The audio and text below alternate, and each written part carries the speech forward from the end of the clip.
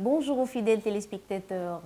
En Côte d'Ivoire, les régions du Cavali et du Guémon, durement frappées par les crises à répétition dans le pays, ont décidé d'effacer les stigmates de guerre pour désormais emprunter la voie du développement. Et justement, pour en parler, je reçois M. Armand Zanon, président de l'ADOE. Vous avez découvert ici.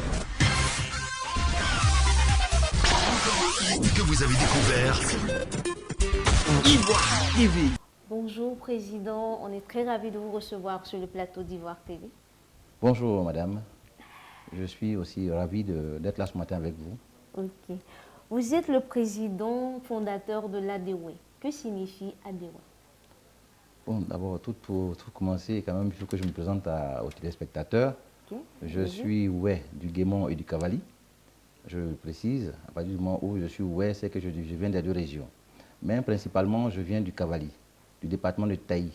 Je suis né le 6 mai 1960 à Keibli, qui est un village du département de Taï. Et je réside en France à Saint-Mandé. Donc, ADOE signifie asseyons-nous, positionnons-nous et parlons du Oué, c'est-à-dire parler du développement pays Oué. Voilà un peu la signification signifie ADOE. En français, on dit Association pour le développement du pays Oué. Okay. Donc, Président, pourquoi une telle initiative? Pourquoi? Est-ce que c'est parce que vous avez le besoin né? Est-ce que c'est une volonté collective? Comment est-ce que l'envie de créer cette association vous est venue à l'esprit? Bon, c'est un besoin collectif. À partir du moment où nous sommes partis de la Côte d'Ivoire vers l'Occident, et il est tout de même important que les enfants de la Côte d'Ivoire, et principalement du Cavalier du Guémon, s'asseyent un temps soit peu pour réfléchir de là où ils viennent. Parce qu'on ne va pas seulement pour notre père et notre mère. Nous avons aussi de la famille, nous avons des cousins, des tantes, des tontons, et toute la région en fait. Aujourd'hui, quand je reviens en Côte d'Ivoire, je suis sollicité par tout le monde parce que je viens d'Europe. Mais ça ne suffit pas pour que les populations dont nous sommes originaires se suffisent. Donc il faut penser autrement. Voilà pourquoi nous avons créé cette association pour le développement du pays Oué. Et depuis quand l'association existe? L'association existe depuis le 20 août 2012. Elle est créée et a son siège dans le Val-de-Marne à Saint-Mandé. Okay. Est-ce que vous avez une représentation ici à Abidjan, en Côte d'Ivoire? Oui, il y a une représentation en Côte d'Ivoire, une succursale, comme je peux le dire, en Côte d'Ivoire, qui dirige tout ce qui est là comme activité. Okay. Et vous avez parlé d'une succursale ici à Abidjan, mais est-ce que dans les régions du Guémon, du Cavali, dans le pays Oué, est-ce que vous avez aussi des représentants? Oui, effectivement, nous avons pensé à délocaliser.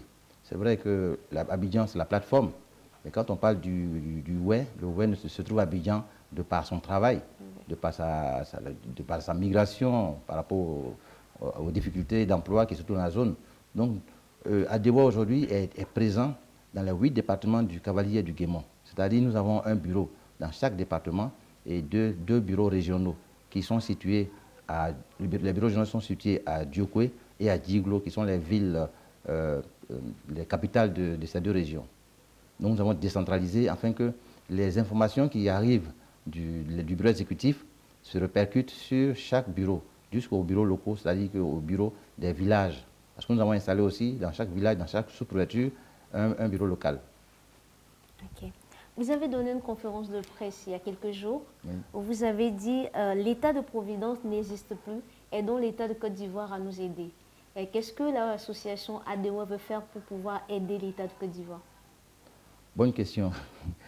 Nous, aujourd'hui, on est né en fait pour apporter un développement, ou du moins compléter un développement, ou apporter notre grain de sel en matière de développement dans nos régions. Donc, l'État de Côte d'Ivoire a presque tout fait. Vous savez, l'État de Côte d'Ivoire, c'est comme le père qui a plusieurs enfants et un maigre salaire. Et pour subvenir à ses enfants, il est obligé de partager des miettes à chacun. Alors que si nous, la société civile, nous venons aujourd'hui apporter notre soutien à cet État, qui est vraiment pris en partie par plusieurs projets, ça fera un ouf de soulagement pour cet État, qui est vraiment sollicité par tout le monde. Voilà, justement, donc aujourd'hui, ADOE vient en appui à l'État de Côte d'Ivoire en matière de santé, parce que c'est de ça qu'il s'agit. Donc vous êtes là pour présenter un projet d'hôpital, si je ne me trompe pas? Oui, justement, nous sommes là ce matin pour parler d'un projet de création et de construction d'un hôpital qui se dit hôpital interrégional entre le Guémont et le Cavali.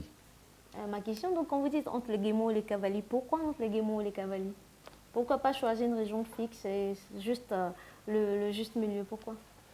Bon, le Guémont et le Cavali sont les deux régions du pays ouest qui ont administrativement été séparées.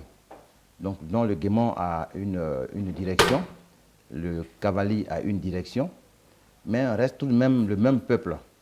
Et aujourd'hui, quand on vient avec un programme de développement, il faut inclure ces deux régions dans un programme. C'est pour ça que nous avons initié ce projet pour le Guémont et le Cavali, pour qu'ensemble, ils fassent un peuple à travers ce projet. Quelles sont les caractéristiques de cet hôpital-là? En fait, l'hôpital d'Adéoué qu'on propose aujourd'hui est un hôpital général qui présente trois pôles d'activité, trois pôles de médecine, médecine générale, médecine d'urgence et puis médecine spécialisée pour des grandes pathologies. Donc aujourd'hui, on a vu que dans la région du Guémont et du Cavali, nous sommes à 190 km d'Aloa, qui est la première capitale, enfin il y a Mans qui est juste à côté, mais Mans étant une ville qui a vécu les affres de la crise, aujourd'hui ne dispose pas assez de moyens pour recevoir les populations. Donc c'est Daloa qui reçoit ou Abidjan. Vous voyez, la distance entre Daloa et Guémont et Cavali fait 190 km. Abidjan et Cavali, Guémont font 540 km environ. Donc pour transporter un malade du Guémont à Daloa, l'état de la route fait que souvent il y a des faillances. Pour transporter un malade du Guémont jusqu'à Abidjan, souvent il y a désastre. Parce que le malade, ils viennent souvent par voie routière, par voie routière du moins. Et cela, souvent, ils arrivent à Abidjan un peu trop tard, pour ceux qui ont la chance. Donc nous avons décidé de maintenir cette population, du moins c'est ce peuple qui sera malade. On ne dit pas que la maladie n'existe pas. S'il y a un médecin, c'est qu'il y a malade, il y a malade. Pour que ce peuple-là reste chez lui et se traiter. Comme ça, ils n'ont pas besoin de venir à Abidjan pour avoir des problèmes de commodité, parce qu'il faut se loger, il faut manger. Tout ça, ça fait beaucoup pour... Vous avez aussi mentionné qu'en pays ouest, c'est un médecin pour 70 000 habitants. Est-ce que les chiffres ne sont pas un peu exagérés? Non, pas du tout, pas du tout. Ces chiffres dépendent des départements et des villages, en fait. Il y a des villages qui font 100 000 habitants qui ont un médecin, dont l'exemple est palpant. Il y a le Taouaké, Diouzon qui ont un médecin, deux sous-préfectures, qui font environ 15 villages. Un seul médecin dans toute la ville? Dans ces deux villages, dans ces deux endroits, il y a un seul médecin dont j'ai eu à visiter. Et ça se répercute un peu dans les départements. Vous savez, dans la région du Guémont, par exemple, nous avons un problème de route. La seule route principale qui traverse le Guémont, c'est celle qui va à Mans. Le reste des routes, ce sont des routes secondaires qui sont impraticables en temps de pluie. Donc les femmes qui sont à terme d'accouchement, elles sont souvent transportées sur des motos, souvent dans des taxis brousse qui arrivent 1 heure plus tard. Donc vous voyez un peu, tout ce constat fait qu'il est important, il est nécessaire de mettre un hôpital dans un endroit pour permettre à ces populations d'alléger d'abord le coût et le poids de tout ce que vous savez en matière de santé. Et cela me ramène à cette question pour votre programme Santé pour tous. Comment est-ce que les populations ont accueilli ce programme-là? Il a été très bien accueilli. Il n'y a pas eu du moment où j'ai eu à faire... Les populations et les autorités administratives aussi. Oui, justement, j'en viens. D'abord, je commence par les populations parce que pour annoncer un hôpital, il faut commencer d'abord par les autorités administratives. Nous sommes allés au ministère de la Santé, le service des infrastructures, on a présenté le projet. Il a été validé par cette administration et déposé à la direction des établissements privés sanitaires, la DEPS, qui a certifié, qui a donné son accord de principe pour la construction de cet hôpital. Après, nous sommes déportés en région pour rencontrer les DR et les DD pour apporter cette bonne nouvelle à leur administration, comme quoi que nous voulons construire un hôpital. Et on a déposé des documents liés à cet hôpital. Et après ça, nous avons rencontré les chefs de canton, les chefs de village. On a fait une réunion à Bangolo, on a fait des réunions à Diokwe, on a fait des réunions à Diglo, qui sont les villes phares même du pays ouest, et des réunions aussi dans certains villages. Vous savez, le pays ouest est un vaste continent, je ne veux pas continent, je veux dire, c'est une vaste région. C'est pourquoi on dit justement le pays ouest. Voilà, le pays ouest. Ce n'est pas pour faire un pays en tant que tel, mais le pays ouest, c'est une façon de dire que C'est deux endroits vraiment paisibles, des endroits qui font bon vivre. Voilà pourquoi on appelle pays ouest. Ok. Donc, vous dites que les populations ont bien reçu votre programme Santé pour tous, les autorités administratives aussi. On peut savoir à combien de francs CFA s'élève le coût de cette innovation? Bon, ce projet, l'estimation qui est faite aujourd'hui pour ces 14 bâtiments qui concernent la santé font environ 25 milliards.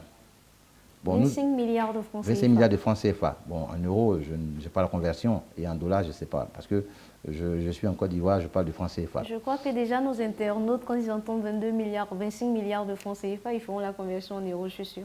Oui, ils font la conversion en euros, mais vous savez, pour un hôpital qui est à construire, ce n'est pas un hôpital à rénover, c'est un hôpital à construire de bout en bout jusqu'à l'équiper. Donc 25 milliards, souvent on entend le mot 25 milliards quand on sait que 25 milliards c'est beaucoup. Oui. Mais pour un hôpital qui a besoin de tous les équipements, voilà, de haute technologie, il faut y mettre du prix. Voilà, parce que nous venons aujourd'hui pour soigner toutes les pathologies. Donc il faut y mettre du prix, il faut acheter du matériel de dernière génération aujourd'hui pour soigner ces populations. Puisque si nous parlons de garder notre population sur place, il faut proposer un plateau technique vraiment innovant, un plateau technique approprié, justement. Parce que si on ne le fait pas et qu'on va pour construire des murs avec un médecin, un cahier, un carnet, ça ne sert à rien du tout, ce n'est pas un hôpital. Aujourd'hui, quand on parle d'un hôpital, quand on sort de l'hôpital, on rentre à la maison guéri. Voilà, donc nous voulons faire cet hôpital, un hôpital moderne du pays ouest, avec toutes les commodités. Et aussi, je dirais même de la sous-région, parce que nous sommes adossés au Libéria et la Guinée, qui sont les pays voisins, qui ont leur capitale à Monrovia, dont Diokoué et Monrovia fait environ, je n'ai pas la distance, mais avoisine les 800 km. Vous avez la Guinée, dont la capitale est encore à Conakry, dont les villages environnants sont proches du Guémon. Voyez un peu ce que ça va faire dans la région en recevant des malades, des frontaliers du Libéria, des malades frontaliers de la Guinée. Donc nous sommes à une position stratégique. C'est un hôpital d'envergure internationale, donc que vous mettez sur pied. Justement. Okay. 22 milliards de francs CFA, c'est élevé, mais comme vous avez dit, pour un hôpital de haute, pour un hôpital avec toutes les commodités internationales, on croit que c'est normal. Est-ce que vous êtes financé par fonds propres, par bailleurs de fonds, par l'État de Côte d'Ivoire? Non, nous ne sommes pas financés par l'État de Côte d'Ivoire. Nous sommes financés par les fonds étrangers. Et actuellement, nous finançons sur fonds propres.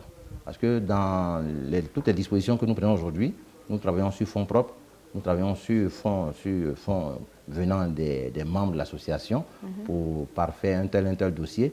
Mais quand il s'agit de la construction de l'hôpital, nous parlons de fonds étrangers. De fonds étrangers. Oui. Et aussi des bénévoles de l'association, des adhérents, si je peux dire ici. Oui, justement, qui aujourd'hui apportent leur soutien. Est-ce que quand on parle de fonds propres, de bailleurs de fonds, est-ce que le défi n'est pas plus grand? Parce que quand même, 25 milliards, c'est pas peu. Est-ce que c'est pas un trop grand défi que vous voulez relever, 25 milliards de francs CFA? Bailleurs de fonds, bénévoles et tout ça. Ben, c'est un grand défi, vous savez, c'est un grand défi. À partir du moment où aujourd'hui, on sait que 25 milliards de francs CFA, c'est pas 25 bonbons. Oui, voilà, pas donc du tout, hein. je sais que c'est un grand défi à relever. Mais il faut ce défi.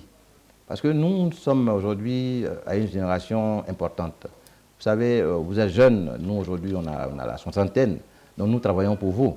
Donc si aujourd'hui nous parlons de 25 milliards, nous parlons d'abord de vous et nous. Vous allez nous apporter aussi votre soutien, vous qui êtes jeunes de la diaspora, vous qui êtes jeunes venant de ces régions, vous qui êtes les amis des Oué, les amis des Oué, vous avez approprié ce projet pour dire 25 milliards c'est rien du tout, on va financer. Voyez-vous, 25 milliards, c'est rien du tout, on va financer. Et tout de suite, au claquement du doigt, on a les 25 milliards sans même demander à un bailleur. Mais si aujourd'hui nous parlons de bailleur, c'est, je dirais, c'est la politique de financement. Il faut passer par un bailleur pour un tel projet. Mais on n'a pas un besoin forcé de passer par un bailleur. On peut aussi passer par une tierce personne qui dit, bon voilà, je suis natif de la région, je suis ivoirien, j'ai des intérêts en pays ouest, et je vais financer cet hôpital pour aider mon peuple. Ça peut arriver. Et je demande aussi fortement que cela arrive. Parce que la région du Guémon du Cavali, c'est une région forestière. Donc il y a le cacao, il y a le café, dont son sous-sol est très riche, qui a des potentialités, qui a des richesses.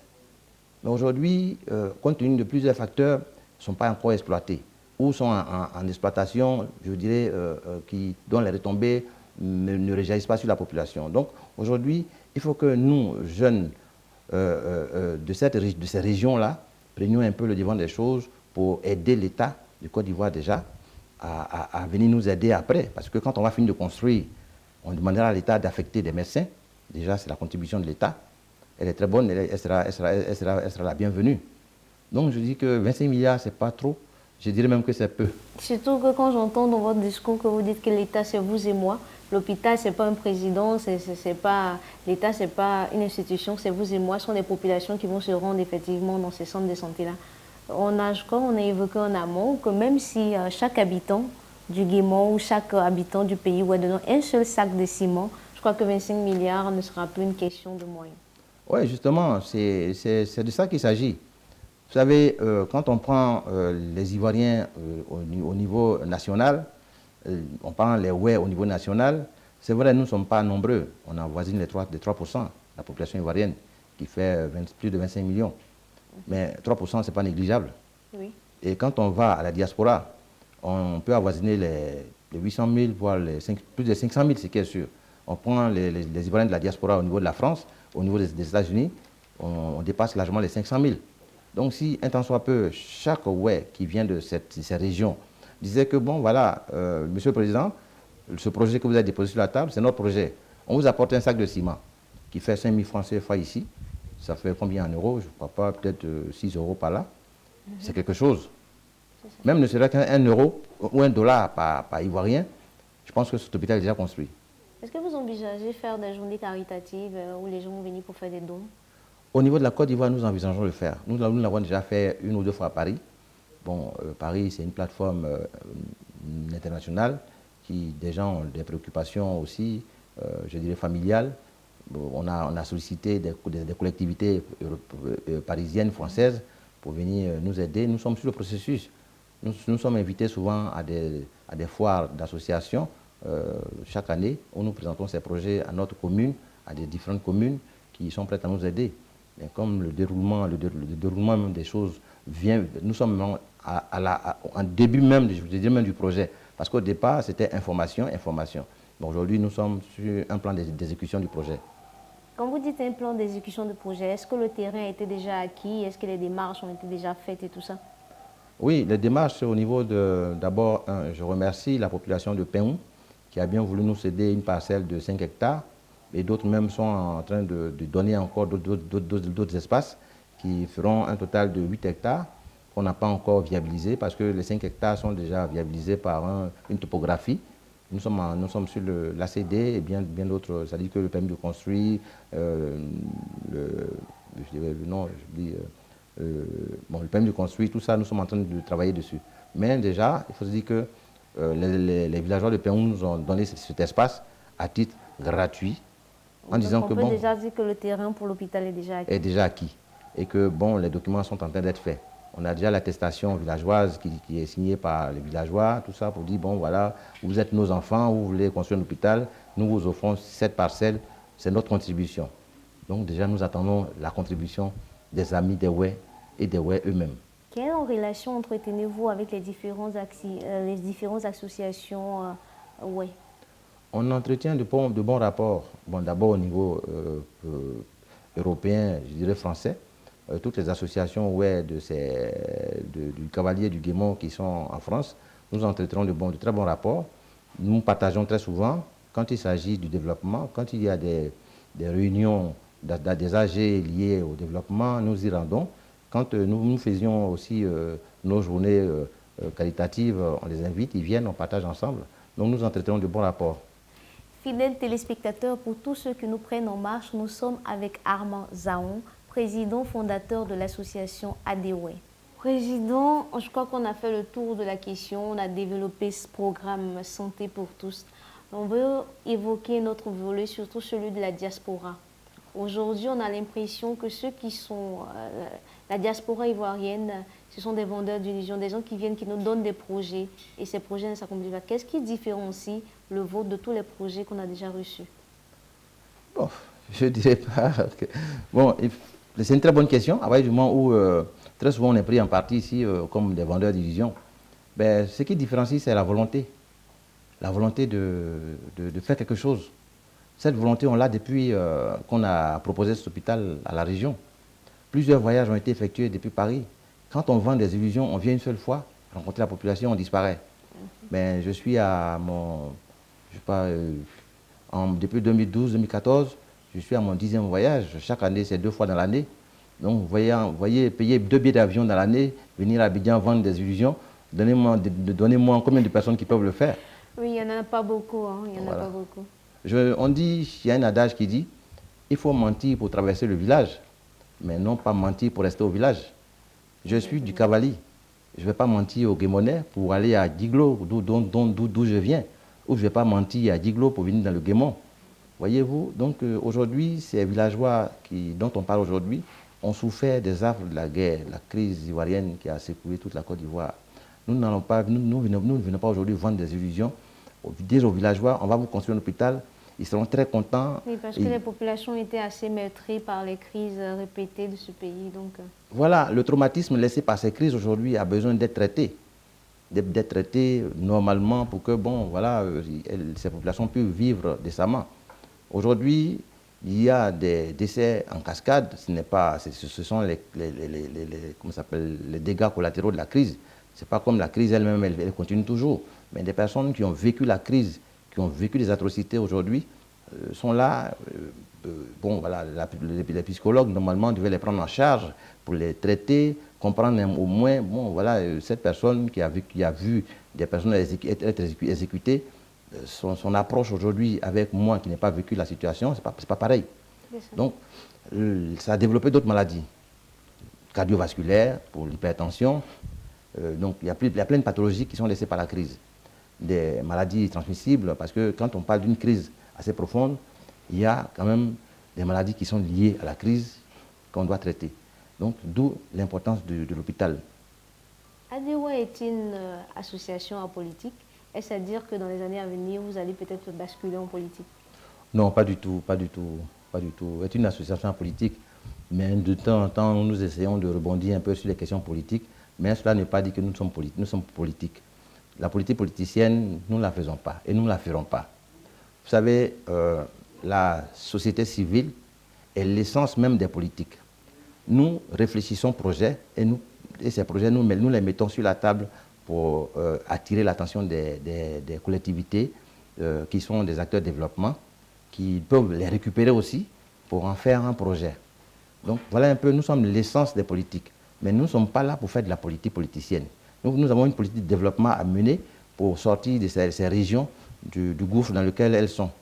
Donc la politique politicienne, franchement, pour moi, à Zahon, ça ne m'intéresse pas du tout. Ok, je crois qu'on l'a compris. Quelles sont vos perspectives à long terme après l'hôpital, évidemment? Qu'est-ce que vous projetez de faire dorénavant pour les populations?